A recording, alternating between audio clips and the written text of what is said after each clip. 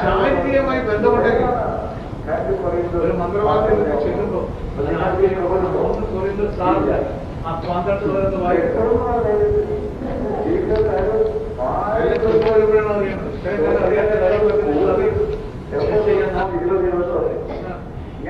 എല്ലാം നിനക്ക് നിയമാനുസൃതമാണ്, എന്നാൽ എല്ലാം പ്രയോജനകരമല്ല.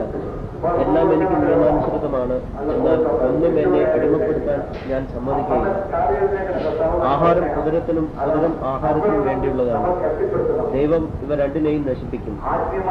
ശരീരം ദുർവൃത്തിക്ക് വേണ്ടിയുള്ളതല്ല, പ്രത്യുത ശരീരം കർത്താവിനും കർത്താവ് ശരീരത്തിനും വേണ്ടിയുള്ളതാണ്.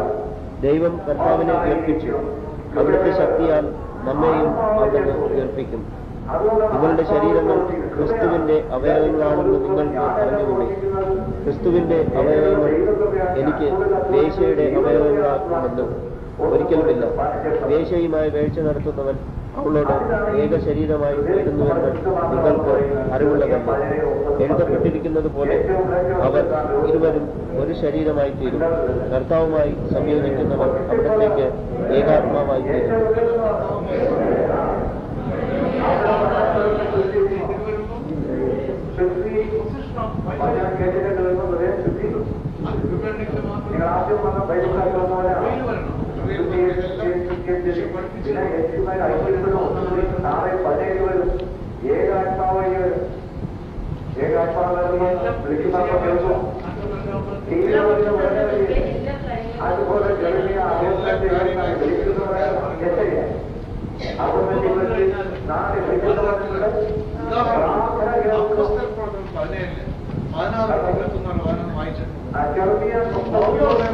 അവരെ പ്രതീക്ഷിച്ച് ആദർശ താമസിക്കവേ വിഗ്രഹങ്ങൾ കൊണ്ട് നിറഞ്ഞിരിക്കുന്നത് കണ്ട് അവന്റെ മനസ്സിൽ വലിയ ക്ഷോഭമുണ്ടായി.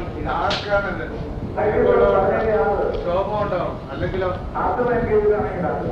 ആ വിഗ്രഹത്തിന് മുമ്പിൽ പോയി ആനനെ കെട്ടാനും കഴിയും, എന്തെങ്കിലും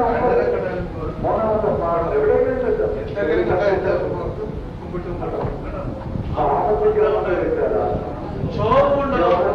വലിയ ക്ഷോഭമുണ്ടായി. വലിയ ക്ഷോഭമുണ്ടാവും.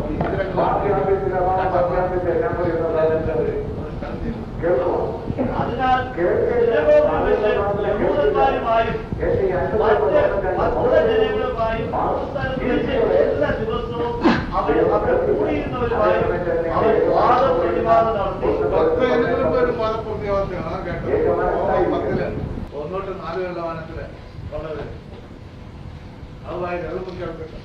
ഇങ്ങനെയാണെങ്കിൽ ഭരണകർത്താവ് റോമ 10:1-4 സഹോദരരെ, എന്റെ ഹൃദയപൂർവകമായ ആഗ്രഹവും ഇസ്രായേലിന് വേണ്ടി ദൈവത്തോടുള്ള എന്റെ പ്രാർത്ഥനയും അവർ രക്ഷിക്കപ്പെടണം എന്നതാണ്. എല്ലാം രക്ഷിക്കപ്പെടണമെന്നാണ് ആഗ്രഹം. പക്ഷേ പിന്നെ അവർക്ക് ദൈവത്തെ കുറിച്ച് തീക്ഷ്ണതയോടെ സാക്ഷ്യപ്പെടുത്തുന്നു. ദൈവത്തെ കുറിച്ച് തീക്ഷ്ണതയുണ്ടെന്ന് സാക്ഷ്യപ്പെടുത്തുന്നു. കണ്ടോ?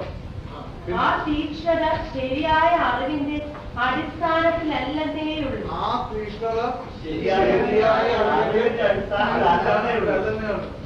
എന്നാൽ ദൈവത്തിന്റെ നീതിയെക്കുറിച്ച് അവർ അജ്ഞരാകൊണ്ടും തങ്ങളുടെ തന്നെ നീതി സ്ഥാപിക്കാൻ വ്യഗ്രത കാണിക്കുന്നത് കൊണ്ടും ദൈവനീതിക്ക് അവർ കീഴ്വഴങ്ങിയില്ല. ദൈവനീതിക്ക് വിശ്വസിക്കുന്ന ഏതൊരുവരും നീതീകരിക്കപ്പെടുന്നതിന് ക്രിസ്തു നിയമത്തെ പൂർത്തീകരിച്ചിരിക്കുന്നു. ഈശോ വന്ന നിയമത്തെ പൂർത്തീകരിക്കാനാണ്. മത്തായി 5 ഈ 17-20 വേണം. പഴയതും പുതിയതും എല്ലാം പൂർത്തീകരിക്കാനാണ് സകല നിയമങ്ങൾ. അതുകൊണ്ടാണ് ഒരാൾക്ക് രണ്ടായിട്ട് ഇരിക്കാൻ പറ്റും. മത്തായി 6:24 എന്താണ്? മത്തായി 6:24 ഒരുവൻ 2 യജമാനന്മാരെ സ്നേഹിക്കാൻ സാധ്യമല്ല. ഒരുവനെ സ്നേഹിക്കുകയും മറ്റവരെ ദ്വേഷിക്കുകയും. ഒന്നെങ്കിൽ ഈശോ, അല്ലെങ്കിൽ പണം അല്ലെങ്കിൽ രാഷ്ട്രീയം, അല്ലെങ്കിൽ വേറെ എന്ത്. അതുകൊണ്ടാണ് ധനവാൻ സ്വർഗ്ഗരാജ്യത്തിൽ കടക്കേണ്ടെന്ന് ഈശോ ലൂക്ക 18 അല്ല മാർക്കോസ് 10 18-30 വേണം. ലൂക്ക 18 18-30 വേണം. മത്തായി 19 16 തൊട്ട് 30 പേരാണ്. ആ മാർക്കോസ് 10 31 വരെ എഴുതി. ഞാൻ വായിച്ചിട്ടുണ്ട് മാർക്കോസിൽ. ഈ ധനവാൻ സ്വകരാജ്യം, കാരണം അവന് എവിടെയാണ് അവന്റെ നിക്ഷേപം? യേശു അവനോട് ചോദിച്ചു, എന്തുകൊണ്ടാണ് നീ എന്നെ നല്ലവനെന്ന് വിളിക്കുന്നത്? ദൈവം ഒരുവനല്ലാതെ നല്ലവനായി ആരുമില്ല. പ്രമാണങ്ങൾ നിനക്കറിയാമല്ലോ. കൊല്ലരുത്, വ്യഭിചാരം ചെയ്യരുത്, മോഷ്ടിക്കരുത്, കള്ളസാക്ഷ്യം നൽകരുത്, വഞ്ചിക്കരുത്, പിതാവിനെയും മാതാവിനെയും ബഹുമാനിക്കുക. അവൻ പറഞ്ഞു, ഇത് 10 പ്രമാണമാണ്. പുറപ്പാട് 20 1 തൊട്ട് 17 വരത്തിലെ 10 പ്രമാണമാണ് ആ വായിക്കുന്നത്. നിയമാവർത്തനം 5 6 തൊട്ട് 21 വരാണ്. നിയമാവർത്തനം 7 6 തൊട്ട് 16 വരാണ്. 10 പ്രമാണമാണ് അവൻ പറയുന്നത്. ഇപ്പൊ ഈശോ വന്നപ്പോ വ്യഭിചാരം ചെയ്യരുത് പഴയ നിയമത്തിലുണ്ട്. ഈശോ വന്നപ്പോ എന്ത് പറഞ്ഞു? ആസക്തിയുടെ സ്ത്രീയെ പുരുഷനെ നോക്കിയാൽ നീ ഹൃദയത്തിൽ അവനുമായി വ്യഭിചാരം ചെയ്തു കഴിഞ്ഞാൽ മത്തായി 5:27-28. അത് എന്തുകൊണ്ടാണ്? ദൈവരാജ്യം നമ്മളെ വിളിച്ചിരിക്കുന്ന വിശുദ്ധിയിലോട്ടാണ്. ഈ വിശുദ്ധി വരുമ്പോഴാണ് എല്ലാം തിരിച്ചറിയുന്നത്. ദൈവ 10:10 കാരണം തിരിച്ചറിയുന്നത്. അതാണ് ജ്ഞാനം 5:19. എന്താണ് വിശുദ്ധി? പരിചയമാണ്. വിശുദ്ധി ഇല്ലെങ്കിൽ ഒന്നും അറിയാൻ സാധിക്കില്ല. ഒരു ഹൃദയം അറിയില്ല, തപ്പിത്തെറിഞ്ഞാലല്ല. അതുകൊണ്ടാണ് വിശുദ്ധിയിലോട്ട് നമ്മളെ വിളിച്ചിരിക്കുന്നതെന്ന് യേശു യോഹന്നാൻ 17 21-23 കാലത്തിൽ വിശുദ്ധ പത്രോസ് പറഞ്ഞിരിക്കുന്ന 1 പത്രോസ് 1:15-16 ഈ ധ്യാനമൊക്കെ നടത്തുന്നതിനാണ്. നിങ്ങളെല്ലാവരും വിശുദ്ധിയിലോട്ട് കൊണ്ടുവരണം. വിശുദ്ധി വരുമ്പോഴാണ് ഈശോയെ പറ്റി അറിയുന്നത്, ദൈവത്തെയാണെന്ന് എല്ലാം അറിയാൻ തുടങ്ങുന്നത്, കൃപകളെല്ലാം അറിയുന്നത്, ദൈവരാജ്യം അറിയുന്നത്. അതാണ് ജ്ഞാനം 9-14-19 ഭൂമിയിലെ കാര്യങ്ങൾ നിങ്ങൾക്ക് അറിഞ്ഞുകൂടാ. അതുകൊണ്ട് എത്ര സാരി ഉണ്ട്, എത്ര പാൻസ് ഉണ്ട്, ഷർട്ട് ഉണ്ടെന്നൊക്കെ ചോദിച്ചാൽ പോയി നോക്കണം.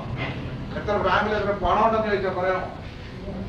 വീട്ടിൽ എത്ര ഇരിപ്പുണ്ടെന്ന് ചോദിച്ചാൽ, കസേര ഉണ്ടെന്ന് ചോദിച്ചാൽ പറയാം, പേൻ എത്ര ഉണ്ടെന്ന് ചോദിച്ചാൽ പറയാം, മക്കൾ എത്ര ഉണ്ടെന്ന് ചോദിച്ചാൽ ചെറുതെ വേണ്ടിയല്ല. ഒരാളോട് ചോദിച്ചപ്പോ 22 മക്കളുണ്ട്, ചോദിച്ചപ്പോ 2 കൂടിയിലാണ്. അതുകൂടി അറിയാം. അതുകൊണ്ടാണ് പരിശുദ്ധ അറിവും ജ്ഞാനവും ഉണ്ടെങ്കിൽ ഈ ഉന്നതത്തിലെ കാര്യങ്ങൾ അറിയുള്ളൂ, ദൈവരാജ്യത്തിലെ കാര്യങ്ങൾ. അതുകൊണ്ടാണ് ഫിലോസഫി പഠിച്ചു പോയ വിശ്വാസം പോയി. ഫിലോസഫി 2 ഈ തിയോളജി ഫിലോസഫി വിശ്വാസം പോയി. പിന്നെ ബുദ്ധിയിലാണ് ദൈവത്തെ കാണുന്നത്. അതാണ് ഗലാത്യ 1:1-10 വരണം. ഞാൻ തന്നെയോ ഒരു മാലാഖ തന്നെ വന്ന വചനം പറഞ്ഞാൽ അവൻ ശ്രമിക്കപ്പെട്ടവനാണ്. വിശുദ്ധ പൗലോസ് പറയണം, എന്തുകൊണ്ടാണ് കൃപ നഷ്ടപ്പെടുത്തിയിട്ട് വചനം പറയാൻ വന്നാൽ? വെളിപാട് 2 കൂടിയുള്ള കൃപയുണ്ട്. അപ്പസ്തലനാണ് ഇതിനെല്ലാം കണ്ടുപിടിക്കാനുള്ളത്. ഇന്നലെ വരെ നല്ലോണം നടക്കാൻ, ഇന്ന് രാത്രി വരെ കൂട്ടിച്ച് മാറ്റിച്ച് എല്ലാം കഴിഞ്ഞ് ഇന്ന് വചനം പറയാൻ വന്നതാണ്. പാപം ചെയ്തിട്ട് വചനം പറയാൻ വന്നാൽ അത് നഷ്ടപ്പെടും. റോമ 11:29 പ്രകാരം ദാനം എടുത്തു കളയുക, പക്ഷെ കൃപ പോകും. അതുകൊണ്ടാണ് ലൂസിഫർ ഏറ്റവും വലിയ മാലാഖയാണ്. ദൈവത്തിന്റെ വലം കയ്യിലെല്ലാം അവന് ആഗ്രഹം കയറി. എന്താ ആഗ്രഹം കയറി വായിക്കാം. യേശയ്യ 14:9-14 വായന. അവൻ ആഗ്രഹം കയറി ദൈവത്തെക്കാൾ ആത്മീയമായിട്ടുള്ള അഹങ്കാരമാണ് അതെല്ലാം. അതാണ് ചെല്ലുമ്പോൾ സ്വീകരിക്കാൻ താഴെ പാതാളം ഇളകി മറിയുന്നു. നിന്നെ സ്വാഗതം ചെയ്യാൻ അവർ ഭൂമിയിൽ അധിപന്മാരായിരുന്നവരുടെ പ്രേതങ്ങളെ ഉണർത്തുന്നു. ജനതകളുടെ രാജാക്കന്മാരായിരുന്നവരെ അവർ സിംഹാസനങ്ങളിൽ നിന്ന് എഴുന്നേൽപ്പിക്കുന്നു. അവർ നിന്നോട്, നീയും ഞങ്ങളെപ്പോലെ ബലഹീനനായി, നീയും ഞങ്ങൾക്ക് തുല്യനായിരിക്കുന്നെന്ന് പറയും. നിന്റെ പ്രതാപവും വാദ്യഘോഷവും പാതാളത്തിലേക്ക് താഴ്ത്തപ്പെട്ടിരിക്കുന്നു. കീടങ്ങളാണ് നിന്റെ കിടക്ക, പുഴുക്കളാണ് നിന്റെ പുതപ്പ്. അത് സാധാരണ ലൂസിഫറിന്റെ ആദ്യത്തെ വലിയ മാലകളുടെ സ്ഥിതിയാണ്. ഉഷസിന്റെ പുത്രനായ പ്രഭാത നക്ഷത്രമേ, നീ എങ്ങനെ ആകാശത്ത് നിന്ന് വീണു? എങ്ങോട്ടാ വന്നത്? വെളിപാട് 12:9-10 നമ്മുടെ ഭൂമിയിലോട്ടാ വന്നു വീണത്. വന്ന് ഇവിടെ വന്നവൻ എല്ലാം കൂടി ഒന്ന് ചാടിക്കാണ്. അവൻ കയറിയപ്പോ ലോകം മുഴുവൻ ആരുടെ പിടിയിലാണ്? ഇപ്പോ അവന്റെ പിടി വരികയാണ് 1 യോഹന്നാൻ 5:19. എവിടെയെങ്കിലും ചെന്നാൽ പാപില്ലാത്ത സ്ഥലമുണ്ട്. നമ്മുടെ വീട്ടിൽ ചെന്നാലും അതെ, ഹോട്ടലിൽ ചെന്നാലും അതെ, വ്യവസായശാലയിൽ ചെന്നാലും എവിടെ ചെന്നാലും പാവം മാത്രമാണ് എൻ്റെ ആൾ. അതുകൊണ്ടാണ് പൗലോസ് തന്നെ പറയുന്നത്, നാം ഇച്ഛിക്കാൻ ആഗ്രഹിച്ചാൽ റോമ 7:12-25 പറയണം. അല്ലയോ ദുർഭകനായ മനുഷ്യാന്ന് റോമ 7:24. മനുഷ്യന്റെ സ്ഥിതിയാണ്. അതാണ് ഈശോ പറയുന്നത് മത്തായി 26:41. ശരീരം ബലഹീനമാണ്, ആത്മാവ് സന്നദ്ധമാണെങ്കിൽ. ഉഷസ്സിന്റെ പുത്രനായ പ്രഭാത നക്ഷത്രമേ, നീ എങ്ങനെ ആകാശത്ത് നിന്ന് വീണു? ജനതകളെ കീഴടക്കിയിരുന്ന നിന്നെ എങ്ങനെ തറയിൽ വെട്ടി വീഴ്ത്തി? നീ തന്നെത്താൻ പറഞ്ഞു, ഞാൻ സ്വർഗത്തിലേക്ക് കയറും. അപ്പൊ ഞാൻ വന്ന എല്ലാം താഴെയാണ്.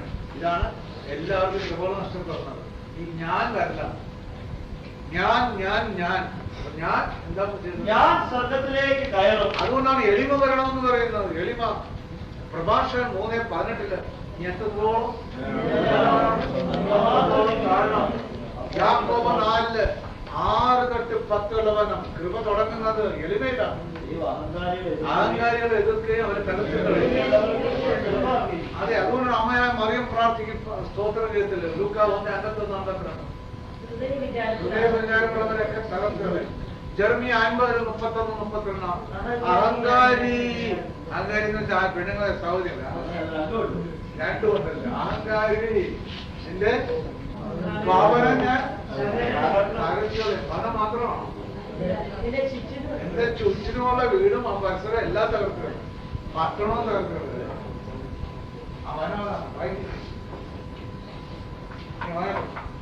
നീ തന്നെത്താൻ പറഞ്ഞു, ഞാൻ സ്വർഗത്തിലേക്ക് കയറും.